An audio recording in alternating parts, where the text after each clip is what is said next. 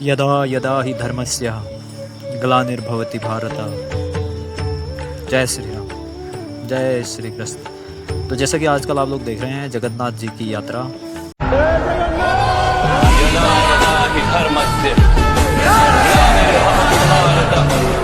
जो उड़ीसा के पुरी शहर में बहुत धूमधाम से मनाई जा रही है।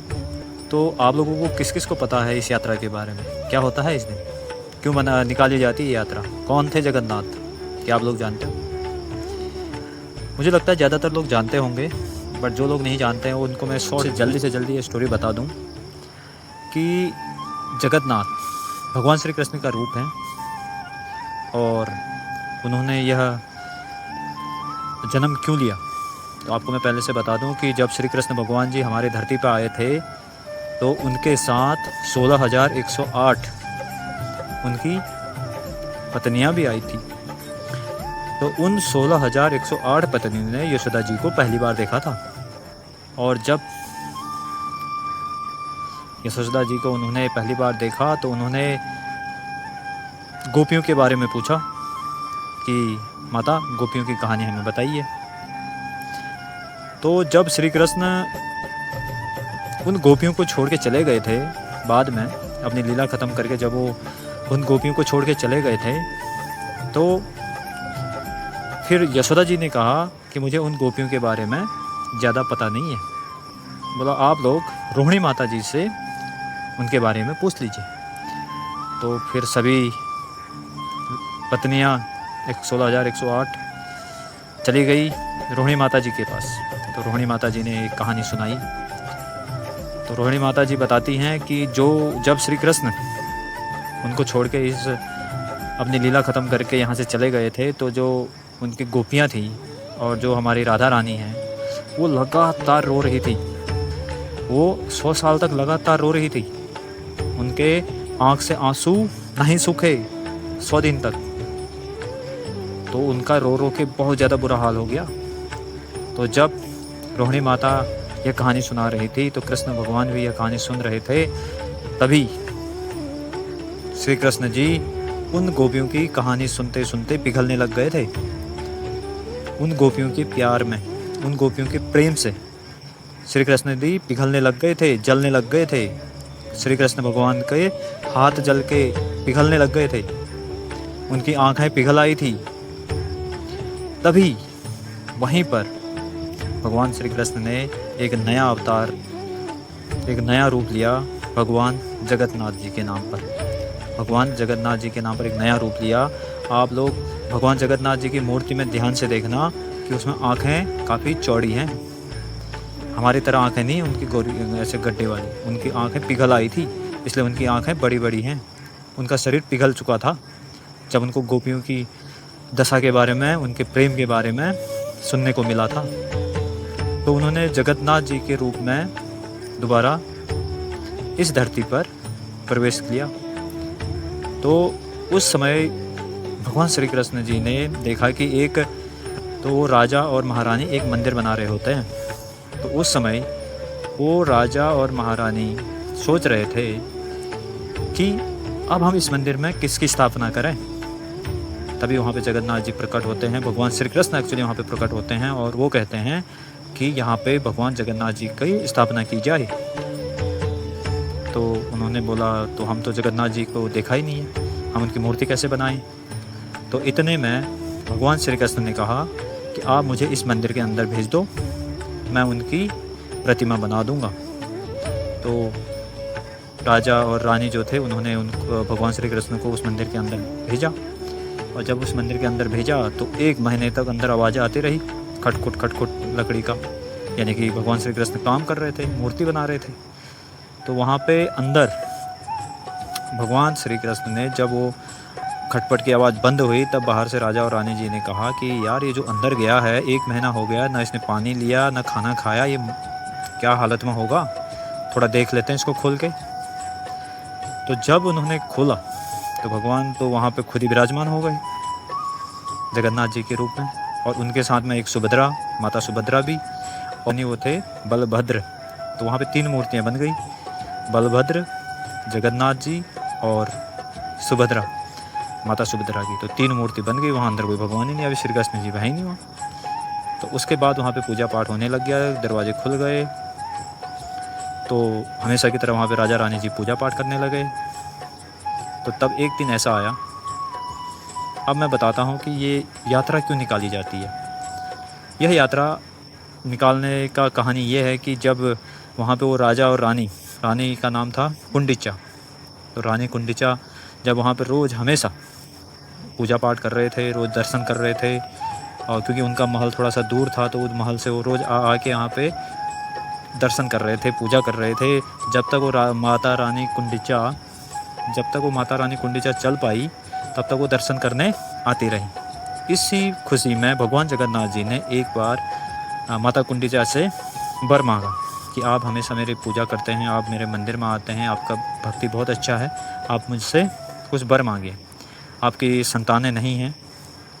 तो पहले उन्होंने राजा से बोला कि राजा जी आप बताइए आपको क्या चाहिए। तो राजा जी ने कहा मुझे कुछ नहीं चाहिए। फिर माता कुंडिचा उनको बोला कि माताएं आपके पास संतान नहीं है, आपकी कोई संतान नहीं है, तो मैं आपको संतान की रूप में संतान देता हूँ। तो इतने में माता कुंडिचा ने कहा, किसने कहा कि मेरे पास संतान नहीं है, मेरे पास तो 3 बच्चे हैं मेरे। तो भगवान जगन्नाथ जी थोड़ी देर हैरान से हो गए। उन्होंने कहा 3 बच्चे, आपके पास तो कोई बच्चे नहीं है, कौन है वो 3? तो माता कुंडिचा ने कहा कि मेरा एक बेटा बलभद्र और जगन्नाथ 2 बेटे हैं, और सुभद्रा को मैं अपनी बेटी के रूप में मानता हूँ। तो भगवान जगन्नाथ बहुत खुश हो गए कि बोला कि हमें इन्होंने बेटा माना है माता जो रानी कुंडिचा, तो ठीक है, बोला हम भी आपको माता मानते हैं। तो तब से जगन्नाथ जी ने माता कुंडिचा को माता का रूप ले लिया, तो उन्होंने माता मानना शुरू कर दिया। तो उसके बाद भी वो रानी कुंडिचा कुछ दिन तक मंदिर में आती रही, जाती रही, लेकिन एक समय आया जब एज बहुत ज़्यादा हो गई और महल से मंदिर थोड़ा दूर था, तो वो फिर मंदिर तक नहीं आ पा रही थी। तभी माता जी जब लास्ट बार मंदिर में आती हैं जगन्नाथ जी के पास और कहती हैं, बेटा अब मैं नहीं आ पाऊँगी, अब मैं अचल हो गई हूँ, अब मेरे हाथ पाँव काम नहीं कर रहे, अब मैं नहीं आ पाऊँगी बेटा। तो इसमें भगवान जगन्नाथ जी ने कहा, माते जब तक आप स्वस्थ थी आप मेरे मंदिर में आती रही, आप मेरे पास आती रही, अब मैं आपके पास आऊँगा माता।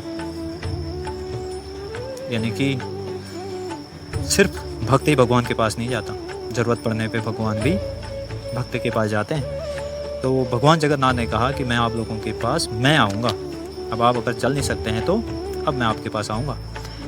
तो इसी मौके पे यह रथ यात्रा निकाली जाती है। इसी दिन भगवान जगन्नाथ अपनी माता, मुँह बोली माता रानी कुंडिचा से मिलने जाते हैं और वहाँ पे पिंडदान करते हैं।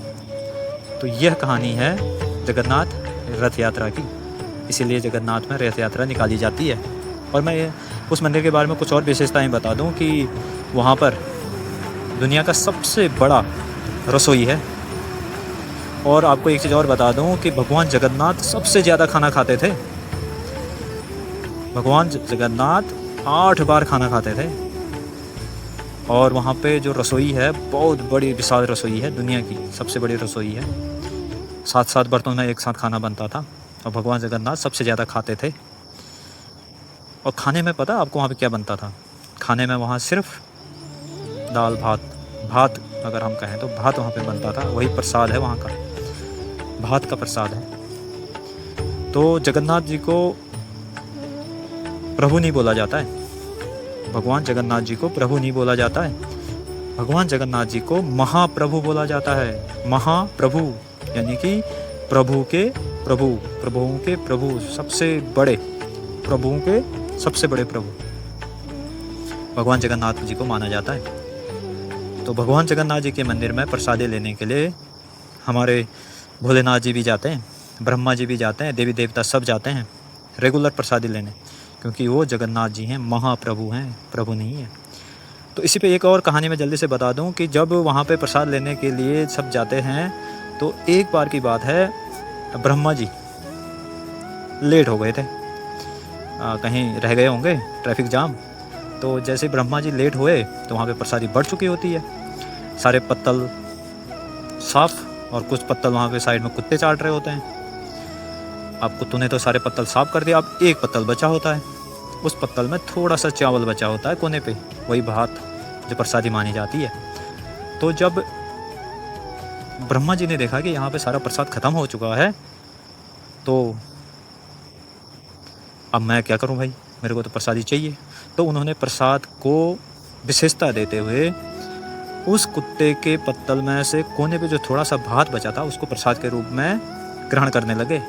यानी कि एक साइड पे कुत्ता चाट रहा था और दूसरे साइड पे भगवान ब्रह्मा जी खुद जगन्नाथ जी के मंदिर में प्रसाद के रूप में वो छोटा सा भात जो बचा हुआ था थोड़ा सा वो ग्रहण कर रहे थे। इतने में वहाँ पे एकादशी भी थी। तो एकादशी जी हंस पड़ी और बोली, भगवान ब्रह्मा जी खुद यहाँ पे कुत्तों के साथ खाना खा रहे हैं, ये कौन सा ब्रह्मा है। तो एकादशी की यह बात सुन के ब्रह्मा जी ने तो कुछ नहीं बोला, लेकिन जगन्नाथ जी तो सब देख रहे हैं।